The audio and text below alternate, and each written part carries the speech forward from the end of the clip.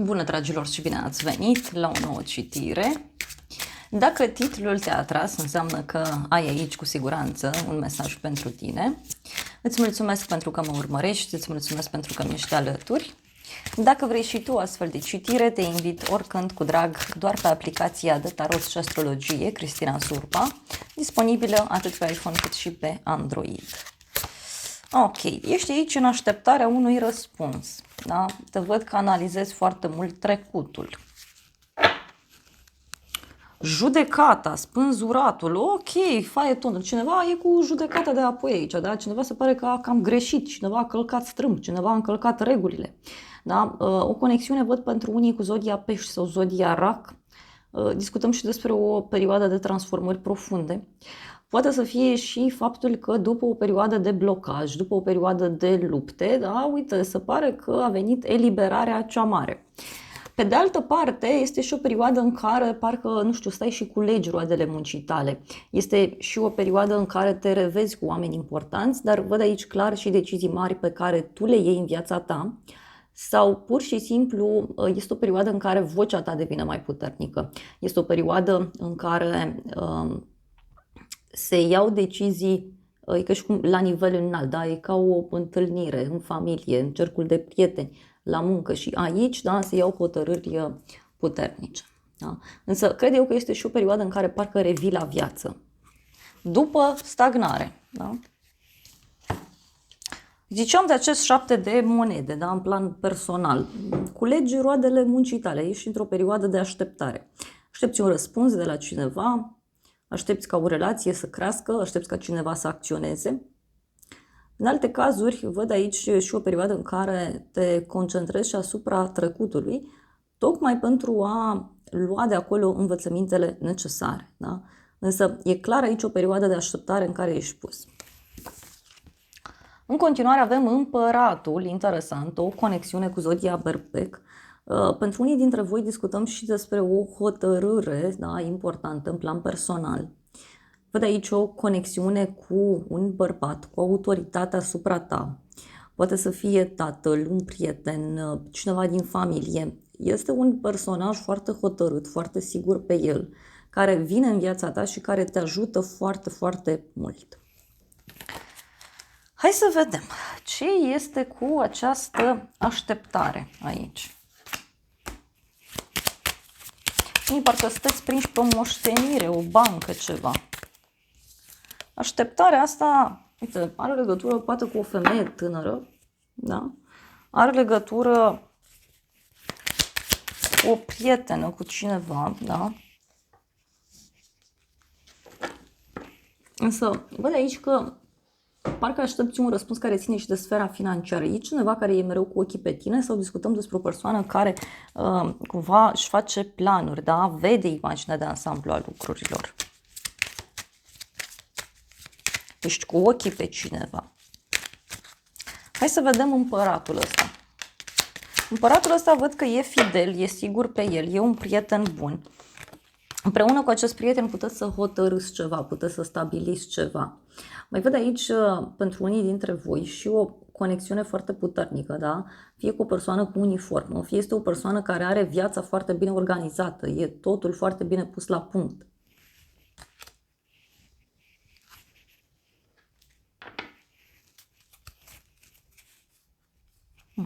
Poate să fie o întâlnire cu petrecere, cu bucurie.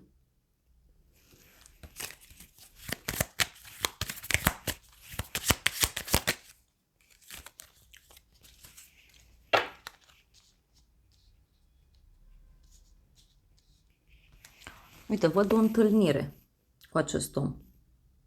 Te întâlnești față în față.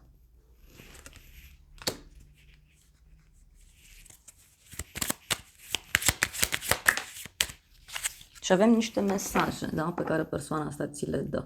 Deci poate o discuție pe care o ai cu această persoană, este o discuție bună, dar pentru unii parcă se întrepătrunde cumva viața profesională cu cea personală.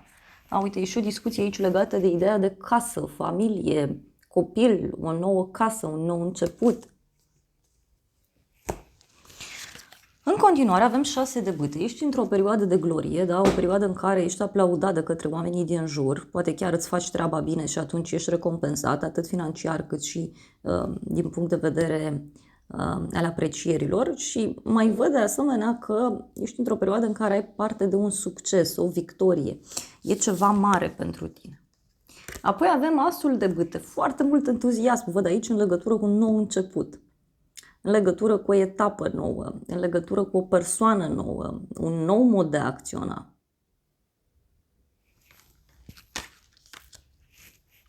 Hai să vedem, 6 de bâte.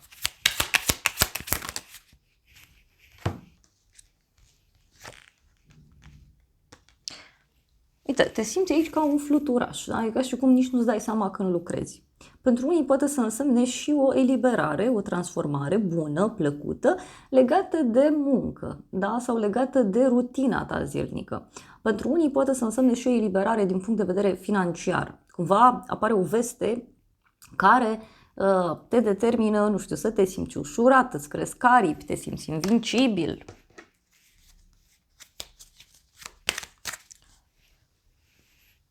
Hai să vedem următoarea carte, da? Asul de bâte, ce vrea să spună. Uite, o invitație la o petrecere, da? Sau o bucurie care apare și care fie ține de bani, fie ține de muncă. Petreci ceva anume.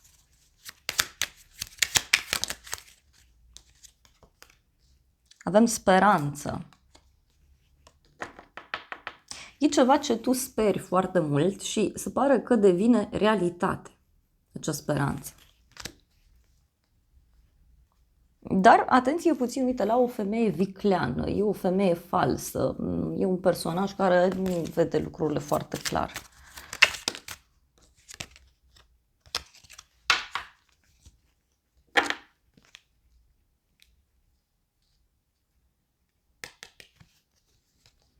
Mai văd aici și o veste în legătură cu o problemă de sănătate a cuiva. Dar activitatea asta, entuziasmul ăsta, vestea asta bună, pare ireală, pur și simplu. Uite, pare ceva legat de un grup mai mare de oameni, da? Poate e vorba de o adunare, o ședință, un consiliu, parcă.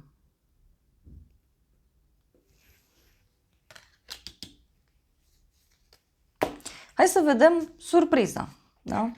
Surpriza avem așa, 7 de spade, da? O persoană vicleană, cineva care trădează, o minciună, un hoț, da? O persoană care nu este ok.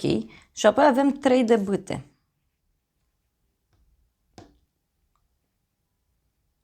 Poate să fie cineva care pleacă aici cu coada între picioare sau cineva care iese din viața ta, pleacă, doar că în același timp își poate arăta și adevărata față, da? Sau poate face ceva care să nu-ți placă.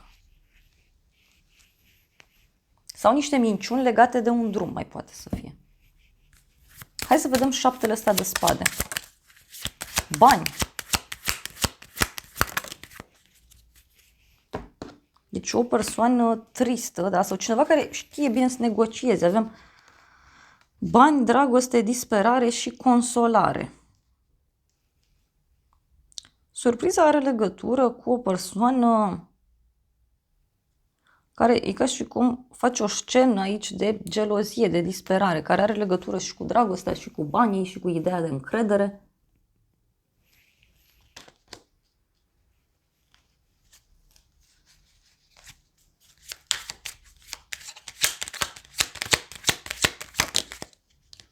Noroc, dar totuși e ceva din care, știu eu, îți ies bani, da? Sau poate să însemne și o persoană care își încearcă norocul. Dar uite, văd un inamic, da? O persoană care suferă, este o persoană ciudată. Hai să vedem 3-ul de bâte.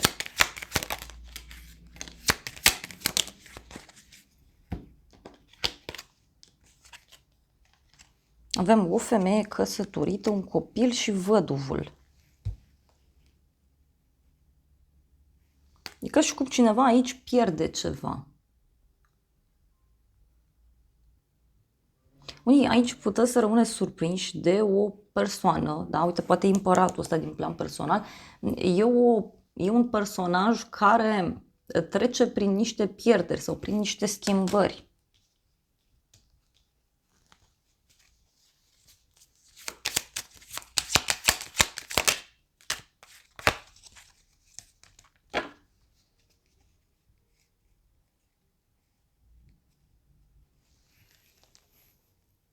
Și e ceva valoros aici. Hai să vedem și tarotul meu ce spune. Da? Pentru că văd clar aici o persoană dezamăgită sau poate să însemne și cineva care e supărat, e trist, da? Sau cineva în care tu poate avea încredere și acum te trezești că se schimbă la 180 de grade. Avem așa surpriza, proces și judecată. Poate cineva care judecă oamenii, da? E o persoană aici mai dură din fire.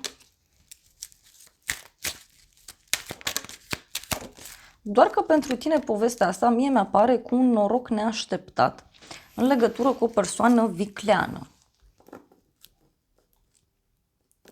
Poate persoana asta vicleană, da, îți poate aduce un noroc în calea ta, adică e ca și cum vine o persoană către tine, îți spune ceva, agită spiritele.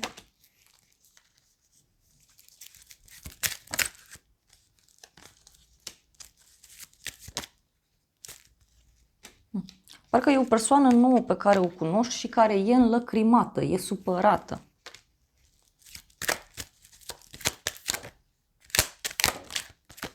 Dar totuși pentru tine mie mi-apare realizarea dorințelor și tranziție, schimbare. Pare să fie, repet, pentru mine o persoană foarte supărată în legătură cu această transformare. Și are legătură și cu niște bani în unele cazuri.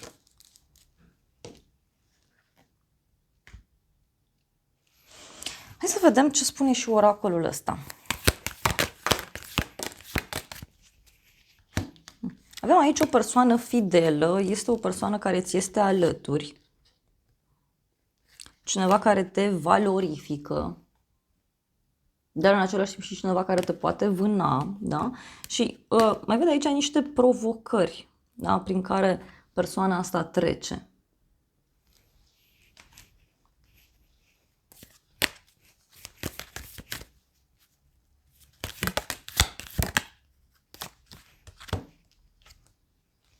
Relocare, casă, supărare, femeie.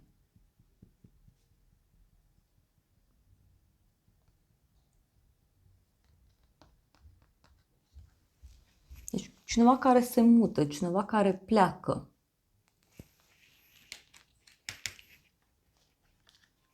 Poate e cineva din jurul tău care întâmpină niște dificultăți în legătură cu o mutare sau în legătură cu o schimbare legată de casă, legată de familie și atunci vine către tine să-ți ceară ajutorul.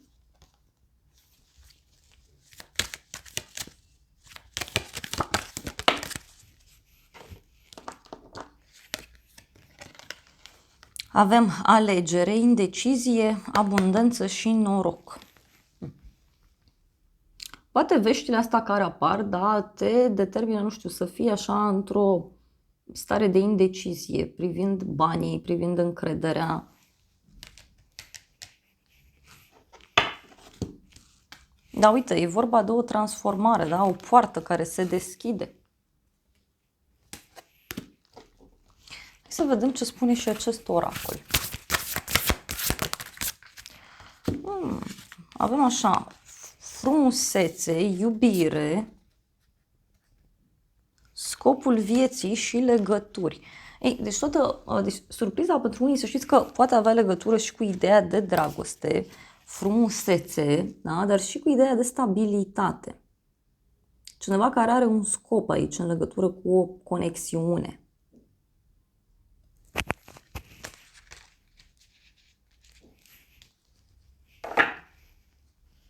Și avem iertare, binecuvântare, încredere. Poate e cineva care are nevoie de iertare, de încredere.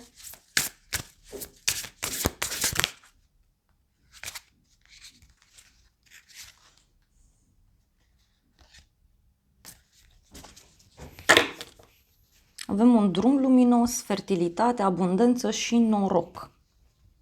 Deci, e ca și cum, în unele cazuri simt eu că iese parcă din viața ta o persoană care te ținea pe loc, da? O persoană care nu îți făcea bine din multe puncte de vedere. Da? Și avem un angajament, un vis, deci ceva ce tu îți dorești aici foarte, foarte mult și care, da, poate să devină realitate.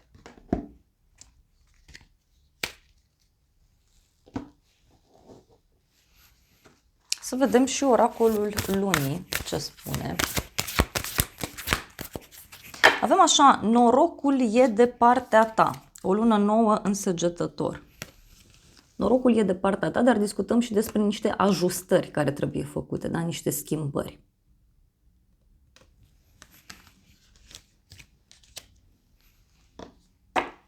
Poate să fie o persoană aici, ți-am zis, trădată, da? Supărată pe ceva anume. Și uite, mi se repetă mesajul, adică are legătură cu o problemă personală care își găsește soluția.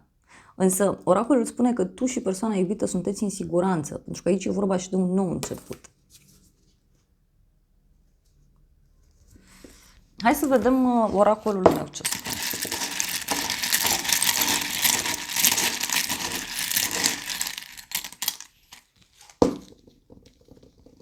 Avem un cadou, ziua de joi, victorie, inițiala V,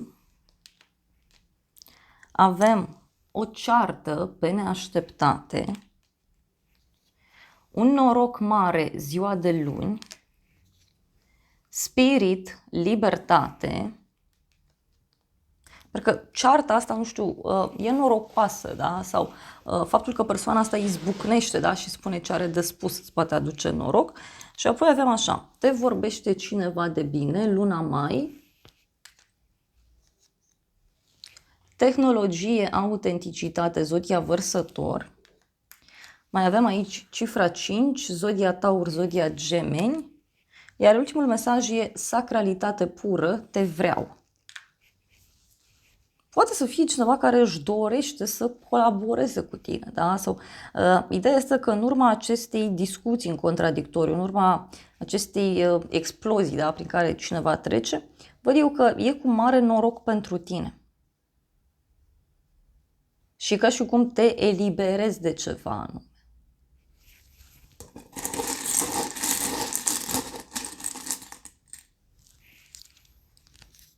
Din nou, da? Ideea de abundență, zodia Taur, primăvară, noutate la drum lung, un final, drum lung, deci ceva ce dăinuie de mult timp care se închide.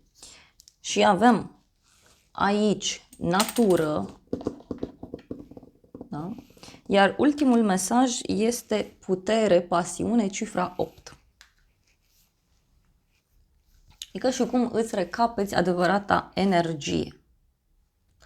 Da, dragilor, acestea au fost previziunile de această dată. Eu vă mulțumesc pentru prezență, dar nu mă pot abține și cei care ați rămas alături până la final mai iau un mesaj din acest oracol. Vreau să văd ce v-ar spune persoana asta, despre ce e vorba. Aș vrea să fim mai mult decât prieteni. Iartă-mă, nu a fost momentul pentru noi. Deci poate cineva care a promis ceva și acum nu mai face.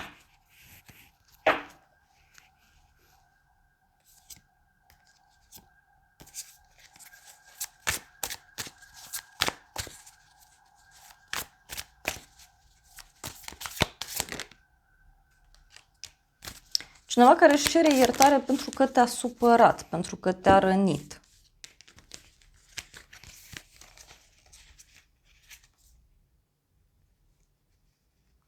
Și mai avem așa, iubește pe altcineva, ieși din sufletul meu, te rog.